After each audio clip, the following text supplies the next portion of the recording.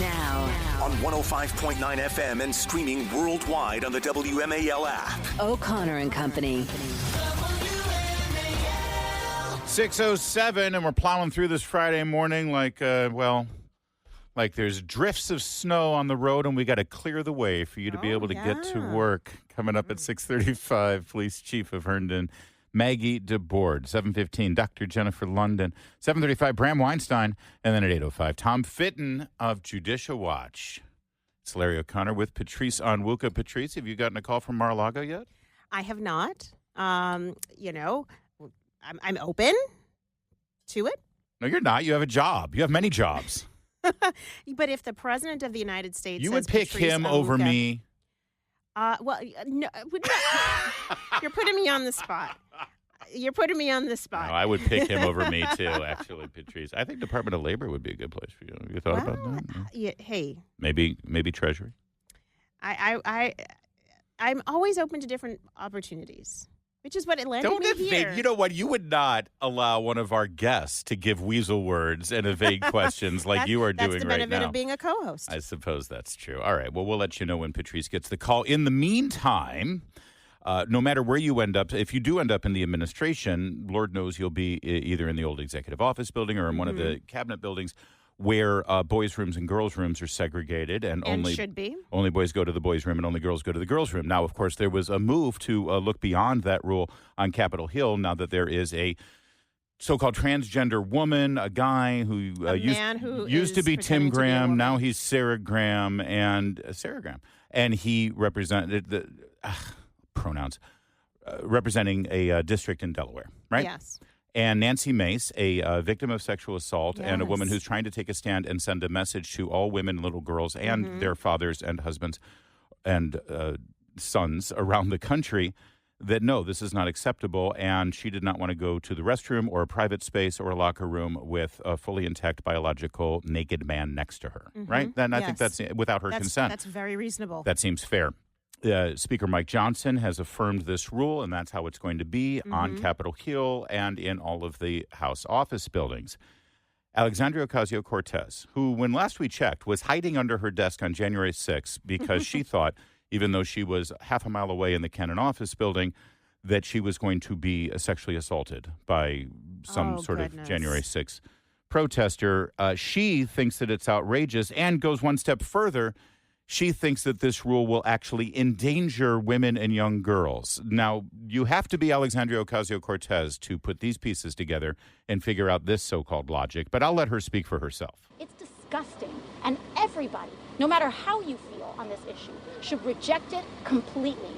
What are they doing? They're doing this so that Nancy Mace can make a buck and send a text and fundraise off an email. They're not doing this to protect people. They're endangering women. They're endangering girls of all kinds. And everybody should reject it. It's gross. So her argument, as she went on further, is that this is going to put little girls in a position where they're going to have to, and I'm quoting her, drop trow, unquote, to prove that they're a girl before they're allowed to go into a space. This is how demented they have become on this. It's like, how are you going to enforce this? Are you going to put monitors in there to check people's genitals before they go into the facilities? And I would just say, listen, again, I'm no genius. I don't have a major college degree like Alexandria Ocasio-Cortez does. But let me just say, up until about a minute and a half ago in this country, men's rooms were for men and women's rooms were for women. And somehow we figured it out. And we were able to enforce those rules, and everyone could respect each other without having to actually have a monitor check people's genitals. Absolutely. So how about we go back to that moment? And people actually are able to follow rules and actually behave properly based on how they were born. So it's one of the most despicable. But this is passed off as intellectual enlightenment on the left right now. The left doesn't know what to do with this issue. And by the way, this is one of the sleeper issues that that helped to elect President Trump and so many Republicans sweeping the House and the Senate and many governorships and legislatures across the country. Shout out to Independent Women's Voice that put together a scorecard of members who are standing up for women's rights, including the right to have separate spaces, facilities, bathrooms, and locker rooms. And this is all just I think it's kudos to Speaker Johnson for saying, you know what, if it's a bathroom, if it's a locker room, if it's a place where a changing room, men and women deserve the privacy of being able to only use those facilities with other people who share the same sex. There is nothing wrong with that. It is not discrimination. It is about safety, privacy, and security. And so this is when you hear AOC lashing out, she's not the only one. You have Representative Mark Pocan of Wisconsin who said this policy isn't going to protect anyone but open the door to rampant abuse, harassment, and discrimination. Right. The discrimination is you don't belong in this room, get out. You shouldn't be here. That's not discrimination. Please. It is not. And you know what? I'm a mom. You're a dad, and I know that what I am fearful of most is my little boy going into a bathroom by himself, my 4-year-old or 5-year-old, with somebody who could potentially rape them. Now, if I had a little girl and had to send her, and my husband was with her and couldn't go into the ladies' room, but some big hulking person who was as tall as my 6'4" husband with a beard wearing a dress decides to follow a little daughter into the bathroom. I mean, it is so it's obvious. It's obvious, and it's logical. But it's not logical. No, and they have to distort reality to have a political to sort of try to wrestle a political victory out of something like this. Listen more from Alexandria Ocasio-Cortez, because there's a major tell here that I want you all to have. Suspect and point fingers at who she thinks is trans is disgusting. It is disgusting. And frankly, all it does is allow these Republicans to go around and bully any woman who isn't wearing a skirt because they think she might not look woman enough. People have a right to express themselves, to dress how they want, and to be who they are. And if a woman doesn't look woman enough to a Republican, they want to be able to inspect her genitals to use a bathroom. It's disgusting. Yeah, you say disgusting 17 times, and apparently it makes it better. But listen to this. Because people are going to want to check their private parts in suspecting who is trans and who is cis and who's doing what. And so the idea that Nancy Mace wants little girls and women to drop trow in front of who? An investigator? Who would that be? Yeah. So understand something here. It's just stupid. Of course it's stupid. But it's passed off as intellectual. Oh, of course. See, you haven't thought this through, Republicans. Her entire argument here is based on, well, how are you going to enforce that? How are you going to enforce that? What's your plan to enforce it? And again, I argue that somehow we were able to survive for hundreds, if not thousands of years, discerning between men and women, and we can have 2 separate facilities for each.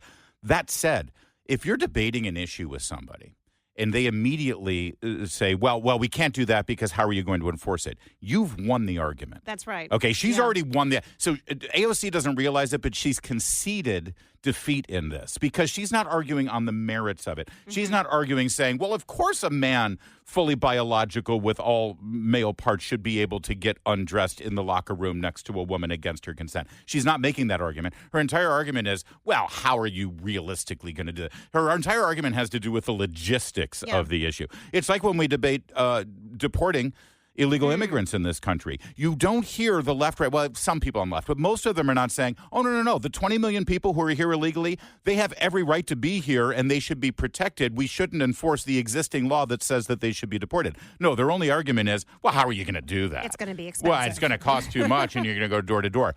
That is a concession of defeat. They're admitting they're wrong. So we have them on the run here on these issues. Don't let up. Keep the gas on. That's exactly right. And you know what? Let the left continue to try to own the argument. And meanwhile, they continue to alienate their own allies. This is an 80-20 issue in this country. Absolutely. And conservatives are on the right side of it. And hey, if they want to embrace this full force, then 2022 may break the mold when it comes to who tends to lose a midterm election just because of issues like this. 6:15 WMAL traffic and weather. News is brought to you by Baird Financial. Our long national nightmare is over, Patrice. Bob Casey Jr., who was handed his Senate seat by his dad, and I guess he just assumed that he had a right to it until he handed it off to his offspring. He has finally now conceded defeat. He has said, it looks like I lost this race, even though He and his legal team were trying to find as many ballots, whether they were legal or not, to give him a victory against incoming Senator Dave McCormick. Democracy? Yeah, exactly. He gave a speech congratulating Mr. McCormick, Senator McCormick, we should say now. And it's interesting. Everyone's like, oh, he's such a good and decent man and such a great senator. He's like, I just want to reiterate. His dad was the senator of Pennsylvania. His dad, by the way, was the last remaining prominent nationally celebrated pro-life Democrat. Oh, wow. And I remember so vividly at the 1996 presidential convention renominating Bill Clinton for 4 more years when Bob Casey Sr., the pro-life Democrat from Pennsylvania, who had worked and done all of his due diligence to toe the line for Democrats for decades in the Senate, was denied the opportunity to speak at that convention because he thought babies should be able to survive birth. And so his son now picked up his seat, and he's been in the Senate, I guess, for 17 years, I'm told. Wow, that's a very long time. Let's give a quick highlight of all of the great achievements that Bob Casey of Pennsylvania has done for the people of his state and for the United States of America. I got nothing. Neither do I. Is there anything of distinction? Nothing. I mean, the one thing we'll remember Bob Casey for is these last 2 weeks where he's been so desperate and pathetic trying to find these illegal ballots to count. Unfortunately. Well, you know, what's interesting, I mean, this is the end of another dynasty, another kind of political family that's stayed in power. We thought we might have seen, maybe the Bidens thought they had one coming, dynasty of their own, and that didn't happen. Well, the Trumps think they might have one too. Let's just be wary of that. We don't like dynasties in this country. Happened. Yeah. But I mean, the bigger part Bushes wanted a dynasty too, and that didn't happen. Well, either. they got 2 presidencies, but they didn't get a third. What I think the more interesting part of this story was just how it exposed his ploy to win this election. And those around him, all of the henchmen, and elected officials in Pennsylvania who are henchmen working to count illegal ballots, flout the law. That I think that's the interesting part of the story. Oh, like this woman, Democrat Commissioner Diane Marseglia of Bucks County? Yes. We all know that precedent by a court doesn't matter anymore in this country, and people violate laws anytime they want. So for me, if I violate this law, it's because I want a court to pay attention to it. I think the only thing extraordinary about this process that we just witnessed is that it was done out in the open and people were saying it out loud. And it was done at a time where in that state, Donald Trump had already won the presidency because wasn't so close that they could try these shenanigans. But I will go to my grave thinking that this is exactly the kind of thing that happened in 2020 in Pennsylvania. It's hard not to believe that. Josh Hawley and Ted Cruz had evidence that they were going to bring to the table during the debate for the Electoral College vote on January 6th that afternoon. It was disrupted. Never happened. Yeah. Never happened because of the events earlier that day on January 6th. It's quite a coincidence that occurred, and we never learned about it. Meanwhile, in that Bucks County Commissioner's chambers, that statement that I just played for you happened several days ago. Yeah. They had a public forum 2 days ago. Scott Pressler, Virginia's own Scott Pressler, who single-handedly helped to flip Bucks County and Virginia to Republican registrations. He felt rather motivated to step up and defend all of those people that were about to be disenfranchised that Scott Pressler had actually met face-to-face and said, come on, participate, vote. You know, people who don't vote and say, oh, what's the point? My vote doesn't matter. Well, thanks to Democrats like Diane Marseglia, they would have those votes not matter. Scott Pressler had a few words for them. And I have a message. Peacefully, we are coming for your seat in 2027. If you don't resign today, have at it. I am coming for your seat peacefully. And Harvey, Commissioner Harvey, this goes for you too. You are complicit. Mark Elias and his cronies must be disbarred from practicing law in Pennsylvania, any of his cronies for the misconduct that they did. Is there anything more terrifying for a Democrat elected official to have Scott Pressler look you square in the eyes and say, we're coming for your seat? Oh, there's nothing scarier. Can we just clone Scott and just send him out across the country? I have been happy to support what he's done. I hope folks will continue to stay on top of what he's doing for the next election cycles because what he did, it wasn't just getting people out to vote. It's getting them registered and then knowing who they are. And then you can motivate them. And that's really the ground game that was needed that was missing in 2020 showed up in 2024, made the difference. And it's no surprise that not only did we win that Senate race, now Republicans did, but they also run several close House seats in Pennsylvania and, of course, the Electoral College for President Trump. Yes. And that's how it's done. That's how it's done. And voter by voter. And it's no surprise that the day after that video of Scott Pressler went viral, Bob Casey announced that he's stepping out of the race because he saw that the tide had turned. This is what power back in the people's hands looks like. This, if I may it's a beautiful thing. If I may coin a phrase from the left that they like to do when they're blocking traffic and burning buildings down and marching and chanting in the streets in their authoritarian way, may I just say, this is what democracy looks like. It's 6:23. Now, On 105.9 FM and streaming worldwide on the WMAL app. O'Connor and Company. You know, you work with a person for 3 years and suddenly you realize that your coworker sitting right next to you hates animals. Yeah, the only ones I love are on my plate. All right, That is it. We'll get into this later. That is It's it. 6:36. Thanks for joining us this Friday morning. Heading into Thanksgiving weekend, joining us at 7:15, Dr. Jennifer London, 7:35, Bram Weinstein, and then at 8:05, Tom Fitton, Judicial Watch. That's Patrice, I Hate Animals, Onwuka. And proud of it. Send your tweets and emails to her. At Patrice Pinkfile on Twitter. I'm Larry O'Connor, and joining us now is the Chief of Police in Herndon, Virginia, Maggie DeBoard. Chief, thanks for joining us this morning. Oh, you're welcome, Larry. I mean, forgive us for trying to keep things lighthearted, but when we've got headlines surrounding us that really frustrate and anger and put many of us into fear, sometimes you got to laugh your way through the morning. And you are, first of all, I want to congratulate you on the arrest and apprehension of this suspect with a sexual assault charge out on the trail there. But I got to ask you, I saw your press conference. There seems to be three things at play here that are incredibly frustrating. The first is the person was in this country illegally. Secondly, had already been arrested by your team and handed over. And not only was he not handed over to federal officials for deportation, as the law would suggest, but also, I guess the Commonwealth's attorney didn't really prosecute to the full extent of the law, and he was out back on the streets 25 days after his initial sentencing. Have I described this properly? Pretty much. The problem with the recent arrest that he had, that we encountered him before, we had him for an indecent exposure just about a month ago. He received, he was pled guilty to a misdemeanor and received time for that, but the guidelines are very small on those things, and he served a few days based on the guidelines, and he was back out. But the problem is he's got a long history of interactions with law enforcement that we found out. We're still finding cases now that we didn't know about when we arrested him, and you put all those things together, and it's a really bad scenario. So, Chief, do you have a sense that there could be other victims from this assailant? And are you putting out the word, or is there a way for folks to come forward if they have been assaulted by him? Yeah, there's certainly a way to come forward. And as a matter of fact, after the press conference, we did receive a call from a victim that had encountered him 7 years prior, and now we have been able to verify that encounter was actually initially reported to us 7 years ago. So what we want to make sure that people understand is, if you are a victim, we don't care if you were documented or undocumented. We want to know. We want to help you.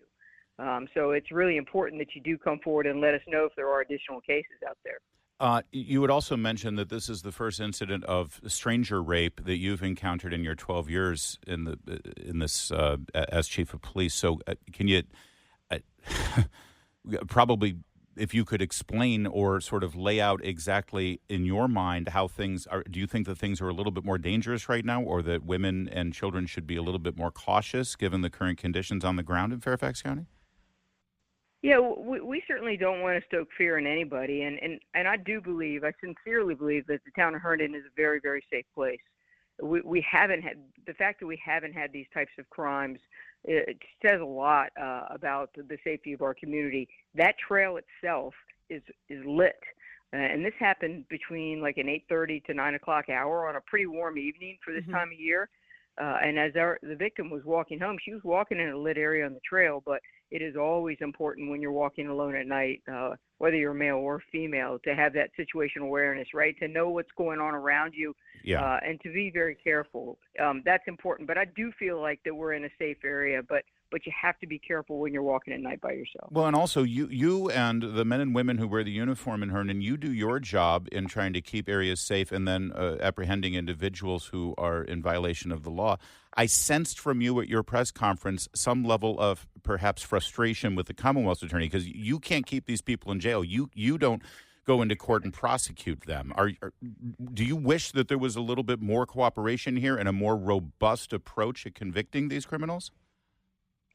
I certainly wish that across the entire system too. So we've had multiple encounters with this individual. We just found out the other day that he was a passenger in the backseat of a car that we stopped back in 2022 that led to an officer-involved shooting with the front seat passengers that ran from us. Jeez. One of my officers noticed and said, "Oh my gosh, that's the guy who was in the backseat of the car I stopped that led to the shooting we had." But we did have a case with him where there was a sexual battery type case reported to us. Our officers go to look for the suspect. It turns out he was a suspect in that case, and that individual that we arrested assaulted two of my officers and actually tried to choke one. So we did have felony charges on him at that time, but they were just suddenly dropped down to misdemeanor, simple assault. Come on. And so we have no input on how the system works. We can only grab them, take them to jail, and hope that the right things happen in the courtroom and elsewhere. We're speaking with Herndon Police Chief Maggie DeBoard. Thinking about how working across the system, how are you interacting with ICE, with the federal officials when it comes to people who are here illegally in the county? Are you able to work with them? And do you have a sense that there are maybe others who have violent criminal histories living in the county that maybe need to be removed and sent over to ICE? So for us, the town of Herndon, we have our own police department. We do things, our own way for the most part. I have an officer and have had an officer assigned to the HSI Task Force, the Homeland Security Investigations Task Force. We work with ICE, but we don't do it for let's go round up, these undocumented folks that are here trying to do the right thing and are hardworking folks. We do it for criminals, Right. And we have done that. They've helped us on recently on a homicide, on a sex trafficking case. On some drug cases. They're very, very helpful. The resources are immense. So I do reach out to them when we have criminal elements in the community that are preying on our community, and we can't get them out. So Well, yes, Chief, we do work with them. I got to ask you then, in this case of the case of Navarrete Romero, you arrested him for indecent exposure. You had him in custody.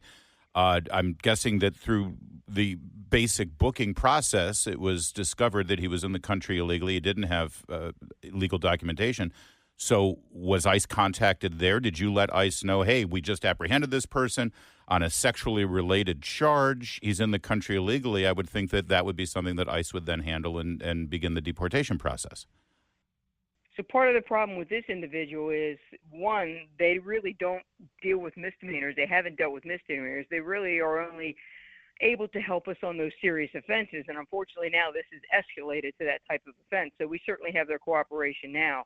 But the problem is when they go through the booking process, there is no documentation that anybody can find, including the federal government right now, of who this guy is.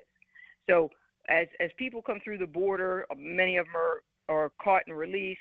They have some documentation on them that they've encountered them at the border or elsewhere. This individual just appeared. Wow. So nobody knows who he is. We don't know. That is scary. HSI is still trying to formally determine who he is. They're working on that now. Wow. But he's one that just appeared here, so we don't know for sure who he is. He's used different variations of his name, which has also caused us to have trouble locating him in the system at times. Unbelievable. And connect the dots, of course. Well, listen, thank God that the victim was able to escape. Thank God that your cops were there to arrest this person. And now, as you say, now we're aware of who he is, and hopefully we'll be able to sort of put some tweaks in the system here, and actually laws can be enforced and criminals can be prosecuted, and they're actually put away for a while because that's what the law is supposed to do, in my opinion. Yeah. Chief Maggie DeBoard, thanks for continuing to do good work Chief. for the people of your community. Appreciate you joining us. I appreciate that. Thank you. It's 6:45 WMAL traffic and weather every 10 minutes. First on the fives with Jamie Whitten in the Hadid Carpet Cleaning Traffic Center. Hey, Patrice. Yes. Joe Biden is still the president of the United States. Oh, really? They still trust him? They trust him with certain tasks, like yesterday when he was greeting the NBA champions Boston Celtics at the White House. Here's Joe Biden making the big announcement, welcoming the team. 2024 NBA champions, the Bulls. You're Celtics, right? The balls what? The balls. Yeah, I think. Well, I don't know if I won't even try to. I'm not sure. Maybe he does. Maybe he started to say Boston, but the L from Celtics got in there. The brain is straight. Well, he's suffered from a lifelong stutter. Patrice. Well, I don't know if that's a stutter or if that's just confusion. 2024 NBA champions, the Bulls. You're Celtics, right? You're the Celtics, right? I mean, they are the Boston Celtics. Yeah. Maybe he just put them the two words together. Maybe. Like Benifer. The ball sticks. The ball sticks. Sure. Let's go with that. That's your president. 2024 NBA champions, the Bulls. This is the man who is currently overseeing our strategy in Eastern Europe as Vladimir Putin is threatening the use of nuclear weapons. And I think, a U.S. installation. Yeah. It's 6:52.